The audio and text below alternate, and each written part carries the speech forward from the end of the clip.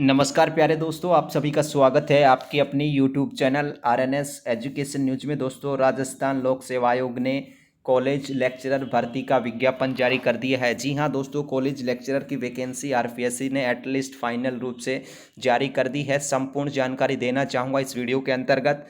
तमाम इन्फॉर्मेशन होंगी। आरपीएससी की ऑफिशियल वेबसाइट को हमने ओपन कर रखा है और यहाँ पर देखिएगा 2/11/2020 2 नवंबर का सबसे बड़ा अपडेट कहूँगा। असिस्टेंट प्रोफेसर यानी कि कॉलेज लेक्चरर वैकेंसी आउट कर दी गई है। यहाँ देख सकते हैं सहायक आचार्य डेट विज्ञापन राजस्थान लोक सेवा आयोग, ये चौथा विज्ञापन है इस साल का आरपीएससी की ओर से। दोस्तों, इसमें विभिन्न विभिन्न जो सब्जेक्ट हैं आपके, उनकी ये वैकेंसी है। सबसे पहले बात करें तो बॉटनी में 33 पोस्ट हैं, केमिस्ट्री में 40 पोस्ट हैं, 40 पोस्ट हैं। मैथ्स की हम बात करें 34 पोस्ट दी गई हैं, फिजिक्स में 35 पोस्ट हैं, जूलॉजी में 30 पोस्ट हैं। इसके अलावा एबीएसटी ये जो कॉमर्स का विषय है, इसमें 82 पोस्ट हैं। बिजनेस एडमिनिस्ट्रेशन की सबसे ज़्यादा हाईएस्ट हैं 127 पोस्ट। दोस्तों, ईएएफएम की हैं 56 post, textile dyeing and painting की है 1 पोस्ट, जियोलॉजी की 8 पोस्ट हैं, लॉ की भी 8 पोस्ट हैं। इसके अलावा ड्राइविंग एंड पेंटिंग की 10 पोस्ट दी गई हैं, इकोनॉमिक्स 47 पोस्ट, इंग्लिश की 55 पोस्ट हैं, जियोग्राफी की 48 पोस्ट हैं, 48 पोस्ट हैं, हिंदी की मारामारी रहने वाली है 66 पोस्ट हैं, हिस्ट्री की हम बात करें 50 पोस्ट हैं, सोशियोलॉजी की 42 पोस्ट हैं, म्यूजिक वोकल सब्जेक्ट है उसकी 3 हैं, फिलोसॉफी की 2 हैं, पॉलिटिकल साइंस 57 पोस्ट हैं, पब्लिक एड की आपकी 6 पोस्ट हैं, संस्कृत की हम बात करें तो दोस्तों 39 पोस्ट यहाँ पे दी गई हैं, उर्दू में 5 पोस्ट हैं। फिर उसके बाद होम साइंस के विभिन्न विभिन्न दिए गए हैं। यहाँ पर होम साइंस फूड न्यूट्रिशन की है आपकी 5 पोस्ट, एजुकेशन एक्सटेंशन की 8 पोस्ट, होम साइंस में होम मैनेजमेंट की 7 पोस्ट हैं, होम साइंस में चाइल्ड डेवलपमेंट की 5 हैं।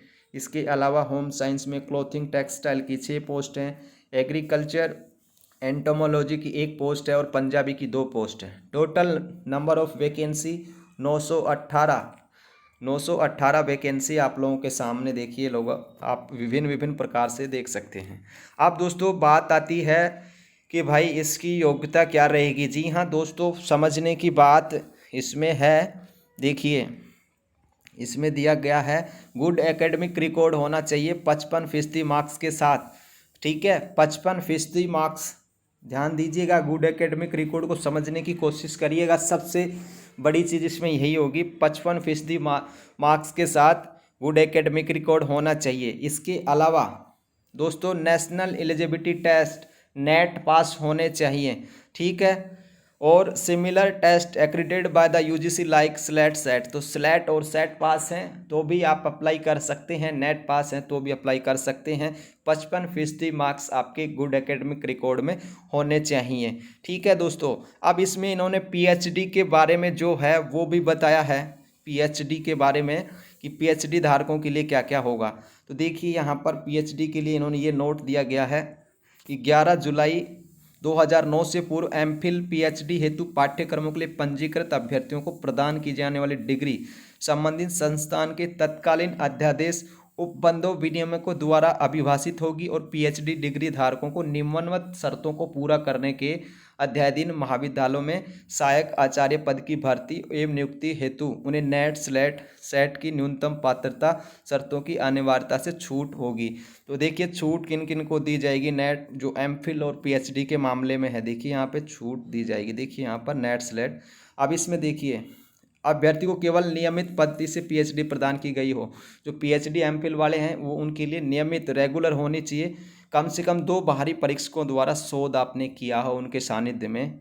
अभ्यर्थी का मौखिक परीक्षा आयोजित की गई हो, मुक्त मौखिक परीक्षा।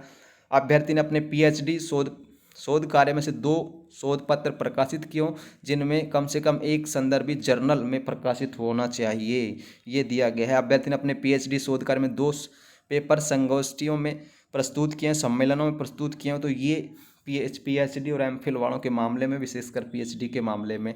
अब दोस्तों गुड एकेडमिक रिकॉर्ड की परिभाषा क्या है।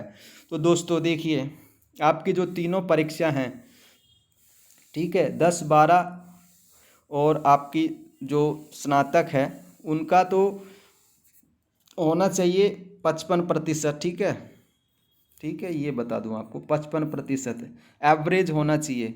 ठीक है, इसके अलावा दोस्तों बीए या जो आपका ग्रेजुएशन है स्नातक में 50 होना चाहिए। 55 एवरेज, 55 स्नातक में 50।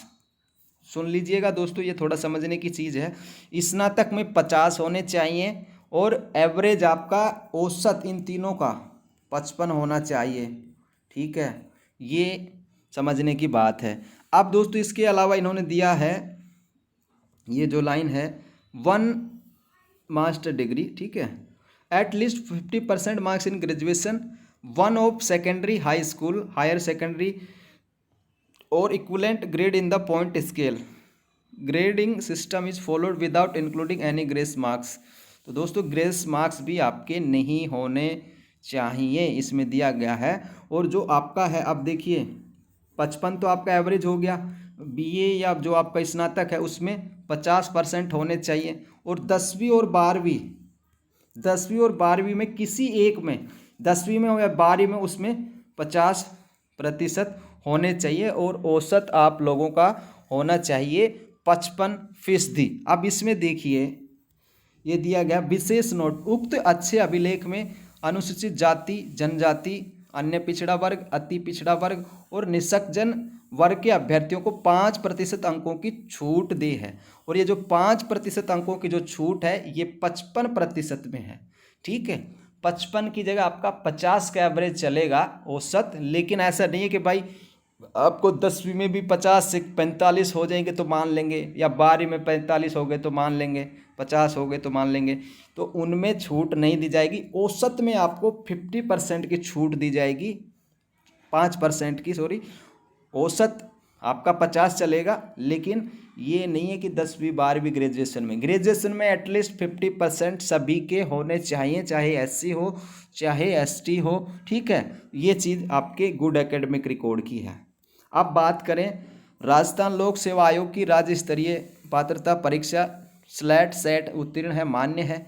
1 जून 2002 से पहले अगर अन्य स्टेटों से भी आप सेट परीक्षा या स्लेट परीक्षा पास हैं तो पात्र होंगे। देखिए 2002 से पहले स्लेट सेट पास हैं तो मान्य होंगे, और 2002 के बाद 1 जून 2002 के बाद अन्य राज्यों से अगर आपने सेट स्लेट उत्तीर्ण कर ली है तो आप फॉर्म अप्लाई नहीं कर पाएंगे। ठीक है, अब देखिए अनुसूचित जाति, जनजाति, अन्य पिछड़ा वर्ग, अति पिछड़ा वर्ग, निःशक्तजन अभ्यर्थी को पात्रता शैक्षणिक योग्यता में 5% अंकों की छूट यहाँ पे दिए होगी। ठीक है, 5% अंकों की छूट आपको यहाँ पर SC ST इनके लिए, यानी कि 55 की जगह 50 रहेगा। ठीक है, तो ये यहाँ पर देख सकते हैं। दिनांक 19/9/1991 से पूर्व स्नातक, स्नातकोत्तर इस तरह की डिग्री प्राप्त अभ्यर्थियों को PhD की उपाधि धारण करने पर स्नातकोत्तर स्तर में 5% की छूट देकर 55 से 50% यहाँ पे दिया गया है। तो ये देखिए दोस्तों, ये आपका हो गया गुड एकेडमिक रिकॉर्ड। एक बार फिर से समझ लीजिएगा इस गुड एकेडमिक रिकॉर्ड को। भाई 55% आपके होने चाहिए, ठीक है, औसत।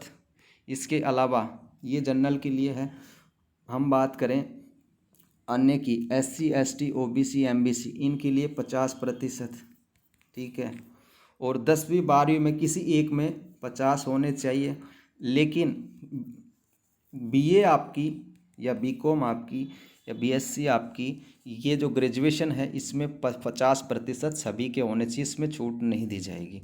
औसत में आपको छूट मिल जाएगी, लेकिन उसमें आपको छूट नहीं दी जाएगी। ठीक है, BA 10वीं और 12वीं में किसी एक में 50 होने चाहिए, BA में आपके 50 होने चाहिए, एवरेज 55 का आना चाहिए। तो ये आप फॉर्म अप्लाई कर सकते हैं RPSC कॉलेज लेक्चरर का। ठीक है, ये देखिए अब इसके जो 1/7/2020 को 21 से 40 वर्ष ये एज होनी चाहिए, ये ऊपरी आयु सीमा में छूट दी गई, आप लोग देख सकते हैं।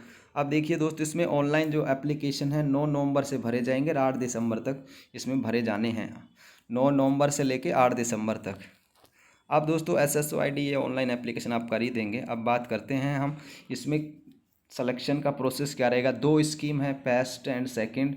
सेकंड आपका इंटरव्यू है, दूसरा आपका है, पहला आपका है रिटन एग्जामिनेशन। रिटन एग्जामिनेशन में आपके दोस्तों 3 पेपर होने वाले हैं, ठीक है, 3 पेपर, जिसमें 75 नंबर का होगा आपका सब्जेक्ट कंसर्न का होगा। सब्जेक्ट के 2 पेपर, राजस्थान जी के का 1 पेपर, टोटल 200 अंकों के, ठीक है। The interview shall be carry 24 marks का, तो इंटरव्यू 24 नंबरों का होगा। और इसमें the extent of 3 times of total number of vacancy category wise, तो 3 गुना इसमें आपको इंटरव्यू के लिए बुलाया जाएगा, ठीक है। सिलेबस बहुत जल्द आरपीएससी की वेबसाइट पर जारी कर दिया जाएगा। दोस्तों ये अपडेट था आप लोगों के लिए। अगर गुड एकेडमिक रिकॉर्ड में आपको कोई समझ में नहीं आ रहा हो, कोई बात समझ में नहीं आई हो, तो कमेंट जरूर कर दीजिएगा, ठीक है। मैं बता दूं 55% तो जनरल कैटेगरी के लिए है, ठीक है। इसके अलावा जो बाकी कैटेगरियां बच गई हैं उनके लिए 50%, ठीक है।